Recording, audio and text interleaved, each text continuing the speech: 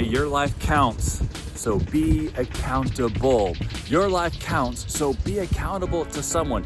Jesus Christ, speaking to his disciples, says, "A new command I give you, love one another." And of course, the disciples might say, that's not a new commandment, that's like an old one, Jesus. But he twists it. He says, "As I have loved you, so you must love one another." Those one another's in the scriptures means that you can't do this alone. And if you think about everyone who's been down like a slippery slope, and they've had a fall that led to shame and led to damage, maybe they lost a job and reputation, lost family, all of those losses happened because they failed to be accountable, failed to recognize that their life counts and their life impacts generations after them. And because your life counts, you got to be accountable. To be accountable means you've got to be in a loving relationship with someone. Love one another as Christ loved us. Well, how did Christ love us?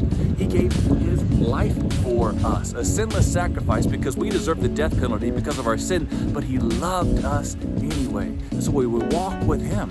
Think about the disciples who didn't really get it at first, but then they got it, and the Holy Spirit enlightened it in them in ways where they began to love others. And you know what happened?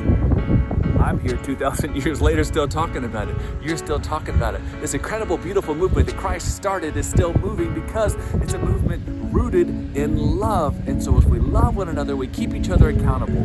And I'm afraid that's like one of the things we're losing right now, because they're like, well, I don't want to offend anyone, or like, they're happy doing their own thing, just let them be, or who am I to say? Well, Christ told us, so we go with that authority to tell others, to correct one another's, find them in ways where we can restore them, and then we celebrate the beautiful love that is Christ. So let's love one another as Christ has loved us.